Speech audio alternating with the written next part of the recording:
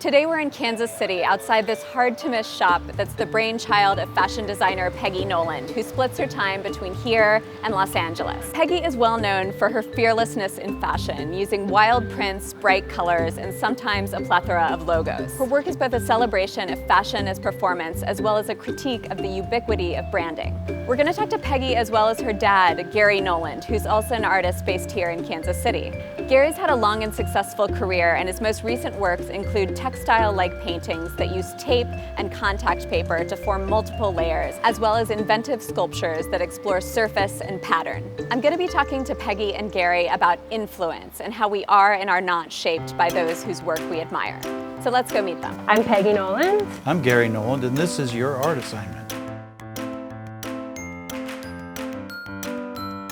I think like any high school girl, I safety pinned my clothes to make them fit differently or cut stuff up or, but it was never something that I was originating looks on my own. And then I started working at a boutique after high school, and I feel like that's where I kind of first learned like, oh, I would like to see this, I would like to wear this. It wasn't until I opened my own store did I really start making my own clothing. I think that I remember being very impressed and influenced by designers like Vivienne Westwood or Jeremy Scott, and kind of growing up in Independence, we would go to the Barnes and Noble and get a coffee, and my friends and I would just pick up magazines and look at them, and those were the designers that would like repeatedly catch my eye. I think that my parents are used to me doing crazy things and I think that it's not crazy to them. Really having a dad as an artist, I think, really helps that, where kind of having an individual spirit and an individual voice was always encouraged by both my mom and my dad, and feeling satisfied and feeling happy with what I'm doing, I think, was their first priority, whether I became an artist or not.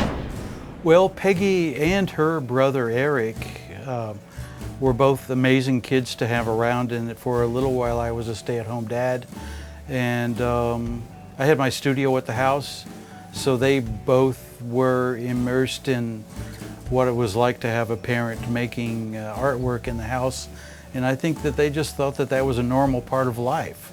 And I think at the time I was so indoctrinated with the ideas presented in Western art history that I thought there was only one way to do things. And as I've aged in the process and gathered experience, it's not only that Western art indoctrination, but also the work of the younger artists that I'm around, including Peggy and including so many others around here and other places that, they're pushing me from behind in a way, but then they also see that there's somebody who's 60 years old still in studio every day. And so I know that that's important to them. This is your art assignment. Find somebody who's in your close circle. It could be a relative, could be just somebody down the street who's a maker. It could be stamp art, it could be quilts, it could be painting. Find something out about their studio practice, what they do with their hands, with their heart, and make something to get into their space. Or it could be somebody that you don't know, an artist outside of your inner circle that has influenced or inspired you, and then make something in the style of their work. And then tell us who they are and how or why they've influenced you. I think that I'm going to make a work in the style of Garry Noland, my dad, and try to get into his head using his materials and make something that you would maybe make. And I think that I'm going to work in the style of Peggy Noland. I've always been attracted to the glittery, to the kind of aggressive femme quality of the work, a little bit of the glam. And I think that I want to employ some of her puffy paints, either on the materials that I already have existing in my studio, or in something that maybe that we find on the way to studio. So I'm really looking forward to that. So what do you think of this one, John? I really like it. It reminds me of that exercise where you retype a novel, like Hunter S. Thompson famously retyped The Great Gatsby to learn what it's like to write a great book. Right. Did you ever do that? I did, of course. Yeah, I retyped large parts of The Catcher in the Rye. Oh, of course. But when you think about the idea of influence in art, there are so many examples of people you can talk about, but I think we should talk about Picasso Everybody knows him, and he's hugely influential even today. I don't think I'm familiar with his work, actually. Jeez. Well, he talked a lot about his own influences, Rembrandt, Velázquez, and Matisse, and he was open about his debt to those who came before. He said, a painter always has a father and a mother. He doesn't emerge out of nothing. And I assume that Picasso was father and mother to many artists. Metaphorically speaking, yes. I'll show you.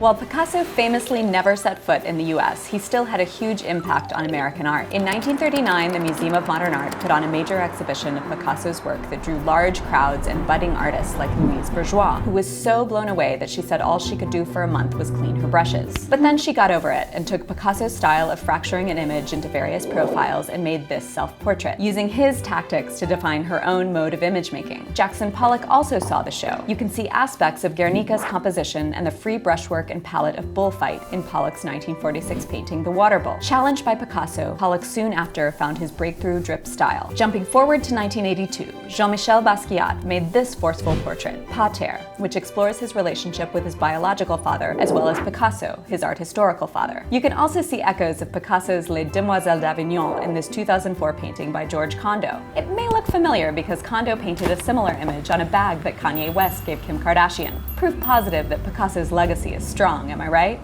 I think we get a chance to learn about ourselves when we learn about something that we're not. And so, while I'm familiar with some of Peggy's techniques and what some of her ideas are, I don't know what it's like to actually put, for instance, the puffy paint on a fabric or whatever material there is. So, that might open up some sort of door for me. Maybe not next week, but maybe 5 or 10 years from now. And maybe I'm doing puffy paint, or, that would be fantastic, because I don't want to rest in any one certain area. For me, if I was to make a work in the style of my dad, it would be something sculptural, and it would be with found materials, probably things that you might have in your studio or in your house already. So not necessarily spending a ton of time thinking about, what do I need to buy in order to make this happen, but what can I use that already exists that I can turn into a piece of artwork now. So we're going to pack up and we're going to head over to my studio. I have a lot of materials there. Peggy's bringing some of her paints, and we're just going to see what happens.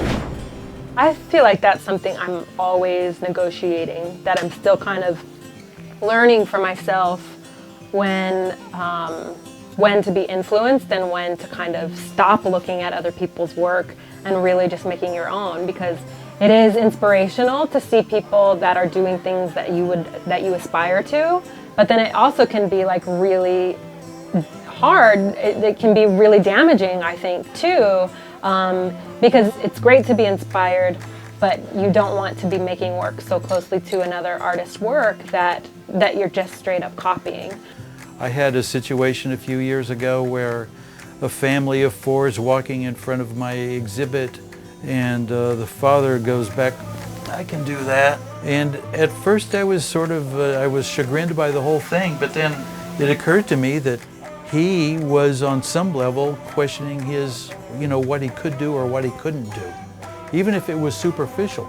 I mean, it's cool that their family was at a show in the first place. Absolutely. And then who knows what industry he's in. Like, I really love architecture, but I don't do that, but you could be like, go past the building, you're like, if I had the background or the experience, I could make that building too. Yeah. You know what I mean? Of like a little bit out of like what you expect of yourself. Yeah. Not necessarily out of place of like any sort of negativity towards your work, Right. but it says more about that person, of like what you would like of yourself.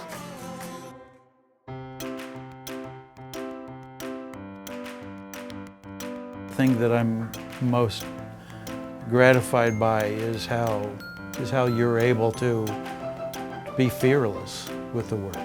Thanks, Dad. It's nice.